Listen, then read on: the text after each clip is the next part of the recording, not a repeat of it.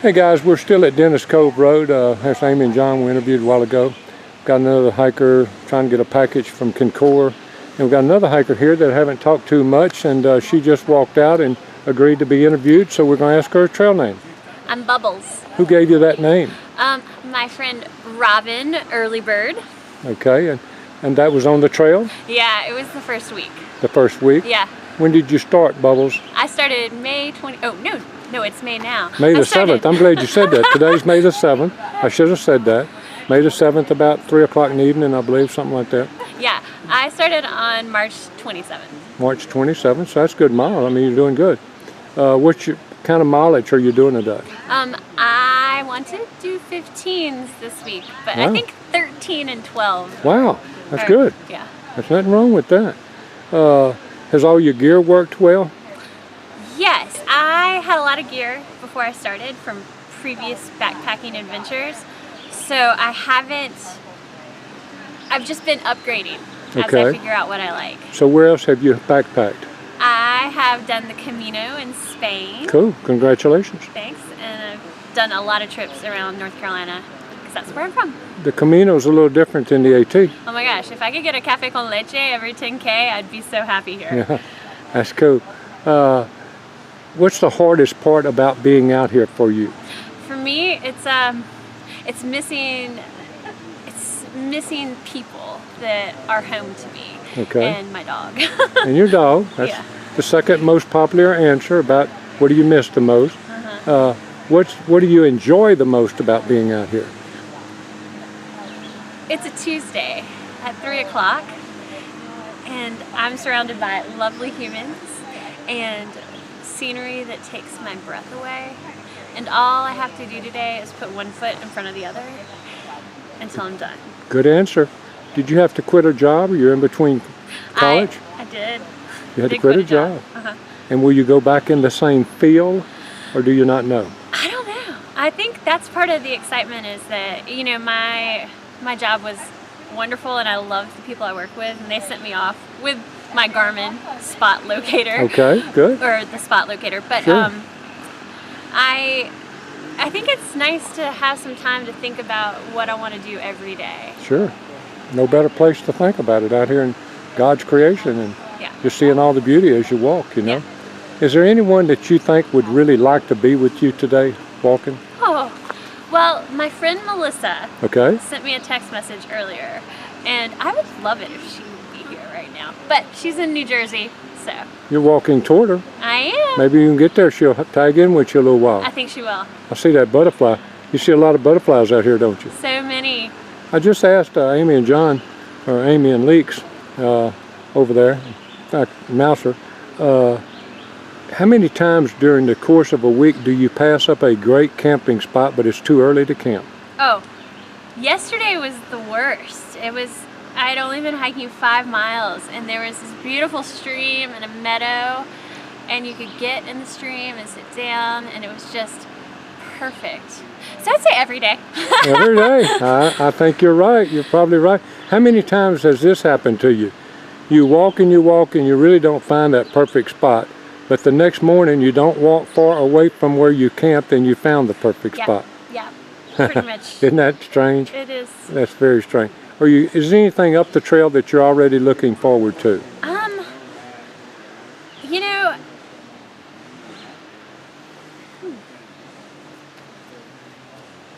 I think I'm just looking forward to every mile, and just enjoying each one and letting them roll by and not rushing through them. Have you got tired of any particular food? Or are you still eating about the same stuff you started eating? I sent my camp stove home because I just couldn't be bothered. Stoveless. Yeah, food has no interest for me right now. Okay. So I eat food for calories. Okay, so the next question may not relate to you. When you get through camping today, if a helicopter came down and dropped anything in the world that you could eat, anything you named they could drop from the helicopter for tonight, what would it be? Sushi. Sushi. Sushi? Yeah. Hey, that's a pretty good answer. Everybody else is telling me cheeseburger and tuna and crazy stuff. I'm thinking, hey guys, I ask you anything in the world, they still answer these crazy answers. All your equipment you said's working. Any blisters on the trail early on? No blisters. Okay. So I've been real gentle. I tell my feet thank you every day. That's good. Your feet's gonna get you there. Take care of those feet, they'll take care of you. It's true. I'm gonna let that car pass by. Has this been the biggest adventure of your life? One of them. One of them. Yeah. Tell me one that might halfway compare. I think, you know, I've moved a lot, and I feel like moving to New York City was probably Shock.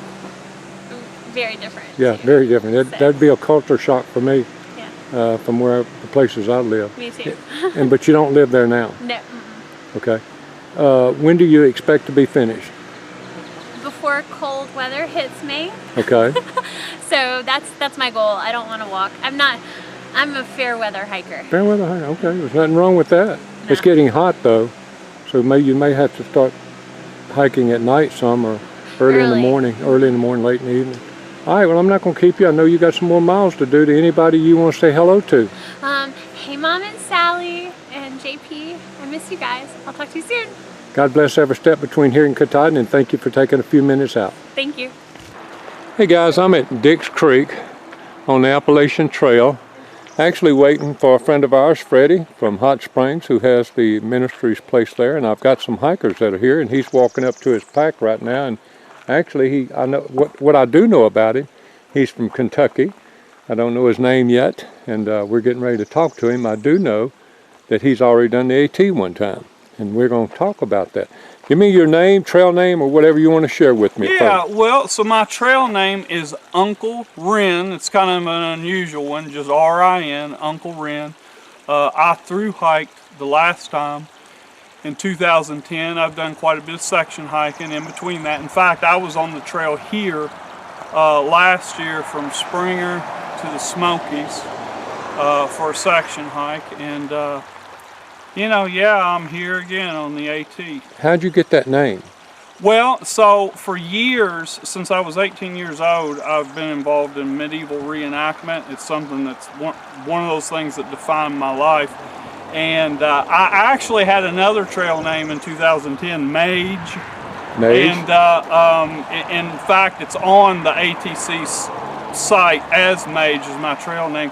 But once folks got to know my name in the medieval reenactment world, and because I guess I kind of personify somebody's uncle out here because I'm of an age to be folks' uncle, so they start calling me Uncle Ren. Tell me the major difference that you can see in hiking this year versus 2010.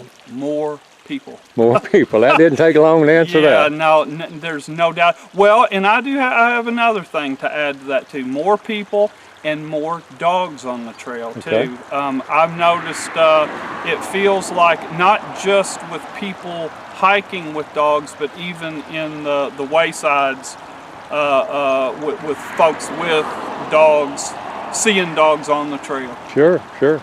And even, of course, more people and more women for sure. Yes. Not near about as many women back in 2010 when you first did it. That's when true. you first did the trail, if you can go back in your mind and try to position yourself hiking that year, what was the hardest part of you being out here in 2010? Mentally, spiritually, just physically, or anything that you would think about?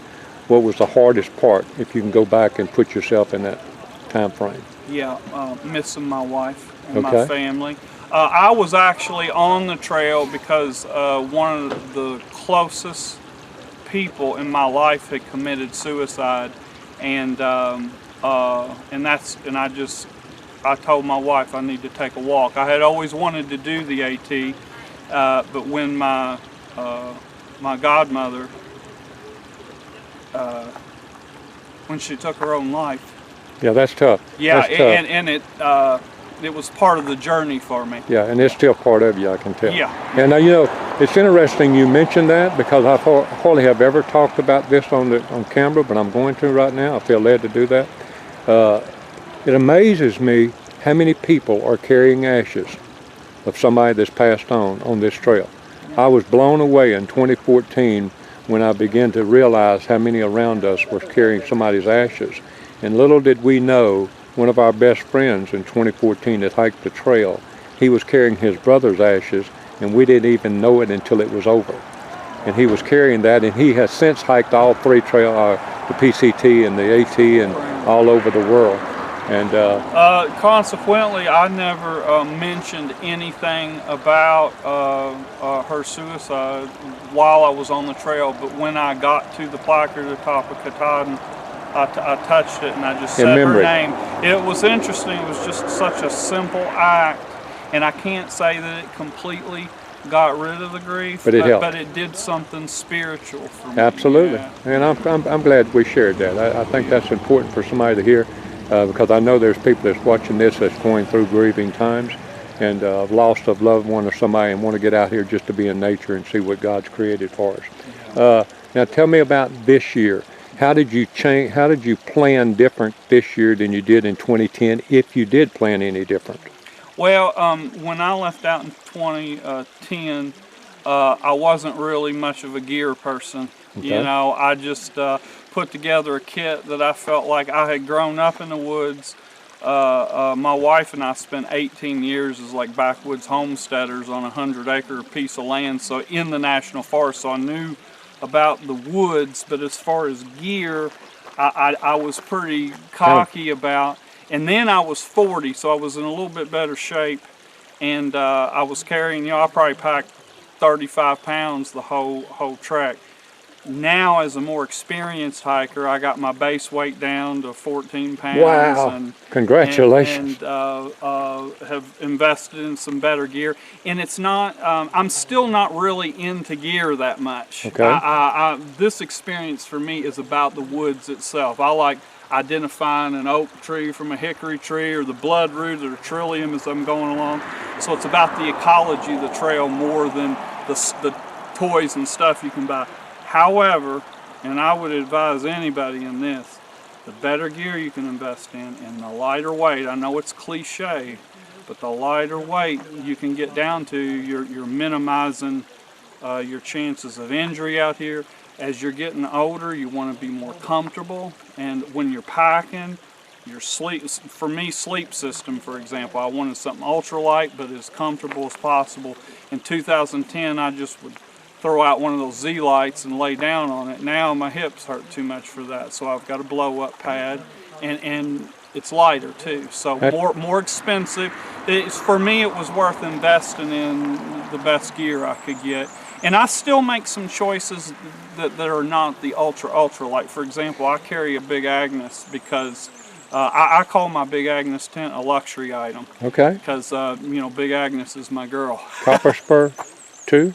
Well, it is the Fly Creek 2. Fly Creek, okay. Yeah, but it's the 2. Yeah, I know. I went ahead with a little extra room. So, like I said, she's a luxury item. And my wife's got the Copper Spur 2. Yeah. She chose that over the Fly Creek. We had both of them, and she chose that one. That's a good tent. She loves it. That's she loves it. Tent. The entrance on both sides is major. Yeah. You know, a lot of people are going to the duplex out here, and that's a fantastic tent. I've got a Z-Pack, their pack.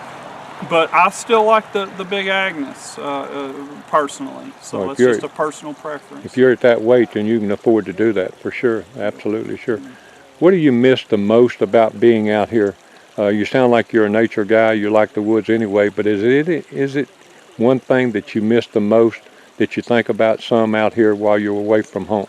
Yeah, wife and kids. I don't miss television. I lived 15 years without a television. In fact, I have not even owned a phone that long. I just got the phone to be out here. So technology and stuff, like I said, I was a backwoods homesteader kind of person.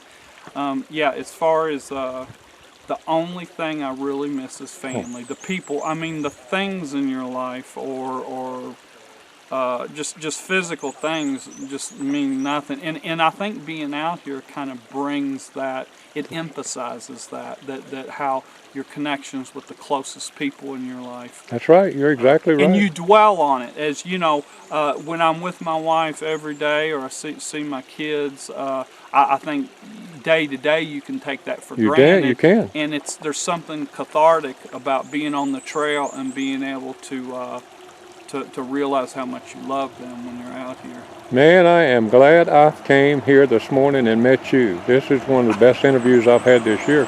And the reason why is because people that come to watch our channel, a lot of people are people that are wanting to through hike, so they're trying to gather some information. And you have given a tremendous amount of information in our few minutes of talking, and you know what you're talking about because you've done this before. And that means a lot to people that are listening and watching, because anybody can say anything at this point of the trail and not really know what it's like, Yeah. but you know what it's like. Well, I'd like to add something to that, and it's funny because the trail is still teaching me now. That's I think there was a gentleman, I think it's Robert Greene, wrote a book called Mastery. He wrote a whole series of books, and I'd highly recommend them. Robert Greene is the name. But one of the rules of mastery is to always have a childhood sense of wonder and an open mind. Always go through life with your cup half full. Even though, you know, I've figured out some things, I'm expecting to learn more along this journey too. Uncle Ren, I want to find you up the trail again, and I'm gonna make a point of trying to do that and see how you're doing when we get further up the trail. If you happen to see that funny looking truck with the camper shell on it, of course we've got a new truck now, so it may not be that one, but we're going to try to find you and see how things are going up in Connecticut or somewhere later in the year. I'd love that. Who would you want to say hello to before we let you go? Oh, I definitely want to say hello to my wife. Nugget is her trail name. So, and she wants to be out here, and we're planning to be out here together through hiking next year. So okay. I want to say hello, shout out to Nugget. So folks planning on through hiking next year, you'll get to meet her out on the trail, and she's the most special person in the world. God bless every step between here and Katahdin, and hope we get to see you up the trail again. Thank you, sir. Yeah.